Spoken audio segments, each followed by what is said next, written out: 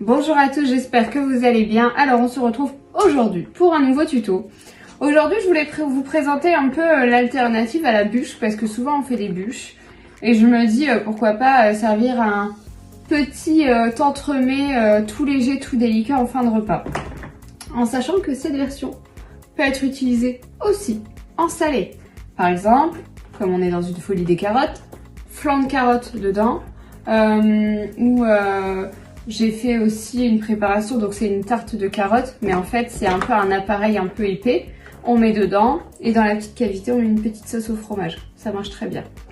Là, on va faire un 100% pistache parce que j'adore la pistache, parce que finalement c'est moi qui vais les manger, donc faut que ça me plaise. On est d'accord? On est d'accord. Du coup, à l'intérieur, comment je vais faire? Je vais faire une ganache montée à la pistache avec du praliné pistache. Je vais faire un insert praliné pistache que je veux coulant cette fois. Un petit sablé, une petite pâte sucrée à la pistache. Je vais venir floquer ça en verre. Et là, dans cette petite cavité, je vais mettre un petit gel à la vanille. Pistache vanille, impeccable. Donc pour commencer, première étape, ganache montée pistache. Donc pour faire la ganache montée à la pistache, j'ai mis 60 g d'ivoire, donc de chocolat blanc, d'Opalis. Donc 60 g de chocolat blanc. Je viens mettre ma gélatine. Donc ma gélatine, c'est de la gélatine en poudre cette fois. Et donc j'ai mis 2,5 g de gélatine en poudre que j'ai réhydraté avec 15 g d'eau. Vous pouvez bien sûr réhydrater avec des jus quand vous faites à base de fruits exotiques. Le jus de passion, ça marche très bien. On mélange bien.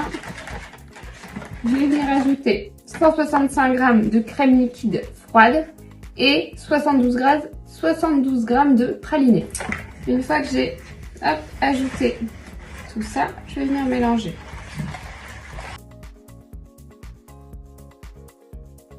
Quand j'ai bien mélangé, un film au frigo une nuit. On est parti pour réaliser la pâte sucrée à la pistache pour nos petits entremets 100% pistache. Alors j'ai mis, j'ai dit que j'arrêtais de dire, alors 90 g de beurre froid, 65 g de sucre glace, 23 g de poudre de noisette, 185 g de farine, 2 g de sel. Je vais venir sabler ma pâte avec le bout des doigts et ensuite je viendrai ajouter 40 g d'œufs, donc un petit peu moins d'un œuf.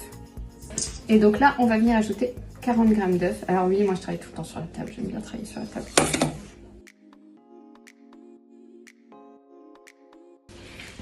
Et donc là, au fur et à mesure, hop, je ramasse la pâte. Je viens fraiser sur mon plan de travail. Voilà. Donc là, j'ai quasiment terminé. Terminé. Je vais mettre ça au frais, au moins 2 heures. J'aime bien quand elle repose bien. On est parti. J'ai étalé donc ma petite pâte sablée pistache. Donc j'ai étalé avec mes petites barrettes comme d'habitude. Là j'emporte pièce. Alors je fais le choix de faire un sablé un tout petit peu plus grand, mais vraiment c'est léger. Pour que ça dépasse un tout petit peu. On aurait pu se dire qu'on le mettait dans la mousse, mais voilà, c'est pas ce que je voulais.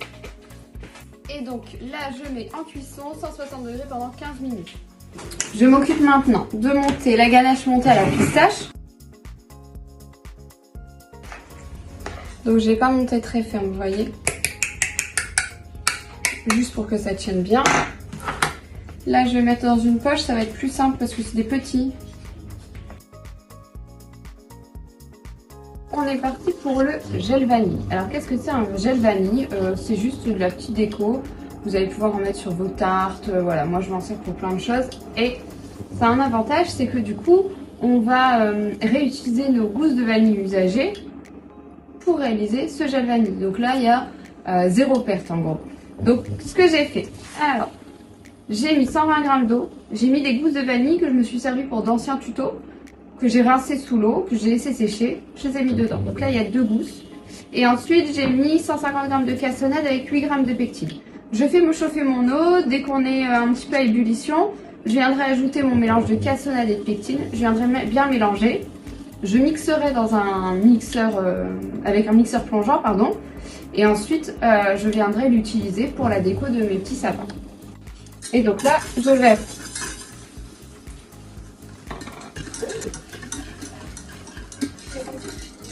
C'est pas important, ça rouge à lèvres. Et là, tout simplement, je vais venir mixer.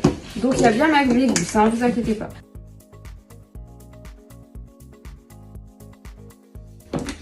Et là, on a quelque chose de très puissant. Et ce que je vais venir faire, donc je vais bien prendre une maryse, je vais venir le passer au tamis pour enlever tous les grains un peu plus épais. Et moi, je vais récupérer vraiment que le gel avec toutes les petites gousses, tous les petits grains, des petites graines, pardon, de la gousse de vanille. Place et démoulage. Donc, je démoule, je pose. Et là, petit flocage en vert. Là, ce qui est rigolo, c'est qu'on dirait qu'à chaque fois qu'il floque, c'est pas la même couleur. C'est ouf. Il m'a floqué dans 2 verres différents. Bon, là, c'est un... Vous inquiétez pas, hein, c'est pas ce que je vends. Je ne vends pas ceux-là, mais celui-là. Et donc là, tout simplement... Alors, on a là.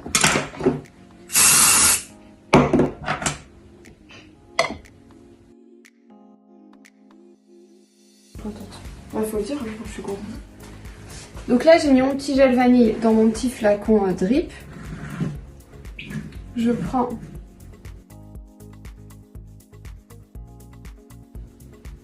je trouve que c'est trop beau.